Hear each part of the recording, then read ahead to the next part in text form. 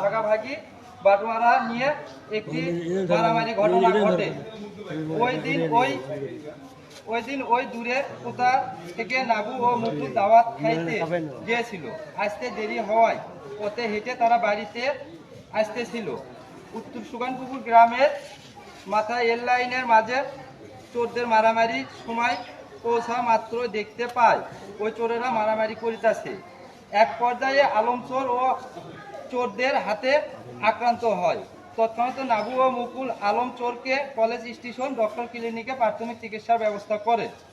তারপর ঘটনার 4-5 দিনের পর নাবু ও মুকুল মিলে আলম চোরের সাথে যাহারা ছিল তাদের কাছ থেকে তার চিকিৎসা বাবদ 60,000 টাকা এলাকার লোকজনের সম্মুখে নগদ প্রদান করে। তার ভিডিও আছে।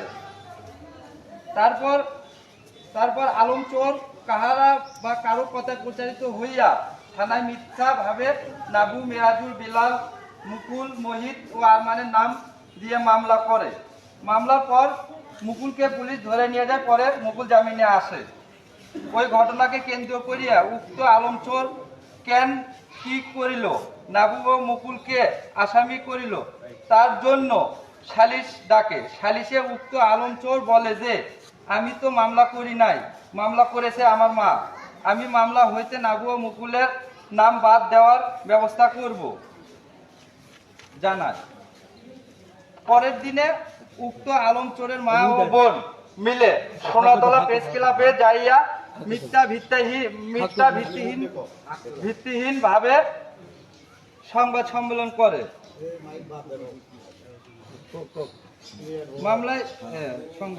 ভিত্তিহীন ভাবে মিথ্যা মামলায় জড়ানো আসামিগণদের পুলিশই ধরতেছে না, আসামিদের টাকা খাইয়া, এই মর্মে সংবাদ সম্মেলন করে, যাহা মিথ্যা ও ভিত্তিহীন। আমরা উক্ত আলম চোরের মা দ্বারা মিথ্যা মামলার বিষয়ে আইনি পদক্ষেপে এলাকাবাসীদের সাথে নিয়ে মামলার জবাব দেওয়ার ব্যবস্থা করতেছি। তারই ধারাবাহিকতায় আজ 24শে অক্টোবর 2025 মানববন্ধন ও সংবাদ সম্মেলন ব্যবস্থা করছি। চোরের মায়ের দাখিলকৃত মামলায় সম্পূর্ণ মিথ্যা, বানোয়াট ও ভিত্তিহীন। আমরা এখনো জানি না ওই মামলার তদন্তকারী কে। তার সহিত যোগাযোগ করার মিথ্যা সংবাদ সম্মেলন করার নিন্দা জানাইতেছি। বিজ্ঞ সাংবাদিকগণ, এই মিথ্যা বানোয়াট মামলার বিষয়ে উদ্ঘাটন করতে আপনাদের যা যা করার দরকার তা করিবেন। আর উক্ত আলম চোর সহ ওই মামলার সাথে যারা চোর আছে তাদের পরিচয় আইনের নিকট তুলে ধরে সঠিক বিচারের সম্মুখীন করিবেন, এই প্রত্যাশা করে আমার লিখিত বক্তব্য শেষ করলাম। আসসালামু আলাইকুম। আসসালামু আলাইকুম। আমার নাম মোহিত, আমার বাসা শিবপুর। এই যে আলম ভাইয়ের সঙ্গে যে ঘটনাটা ঘটছে, প্রায় বিগত আগে ঘটে গেছে রাত 1টার পরের হয়তো ঘটনা। আমরা 5 জন ছিলাম।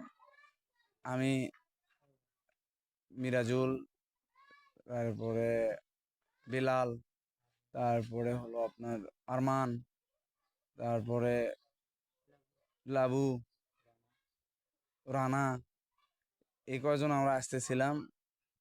মানে আমি পেছনে ছিলাম, ওদের হাতে গরু ছিল, ওরা 4 জন মানুষ ছিল, ওদের হাতে 2টা গরু ছিল, ওরা আগে আগে যাচ্ছিল।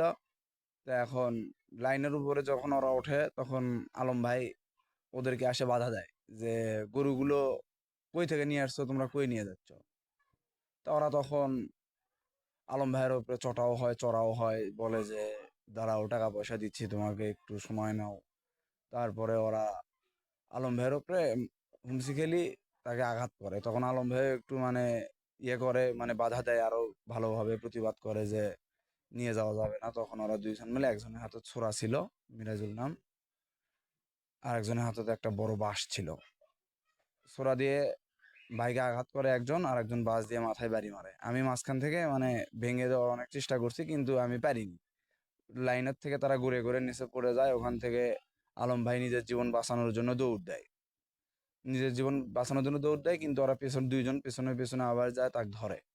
ধরার পরে ভাই নিচে পড়ে যায়, লোকজন ছুটে আসে, আসে, তখন আবার ভাই ওই ছেলেটাকে ধরে রাখে আর ছাড়ে না। মানে মানুষ মারা যাওয়ার আগে যেরকম হয়, ওনার পেট এখানে ছুরির মারাতে উনি মানে অনেক আহত হয়, অনেক রক্ত খনন হয়। তারপরে ওখানে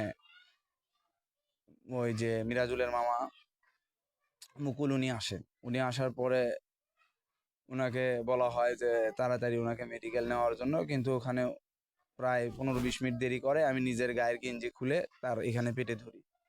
ধরার পরে 15-20 মিনিট ধরে রাখার পরে কেউ যখন ওনার মানে হস্তক্ষেপ করতেছিল না, মানে কেউ হস্তক্ষেপ করতেছে না, নিয়ে যাচ্ছে না।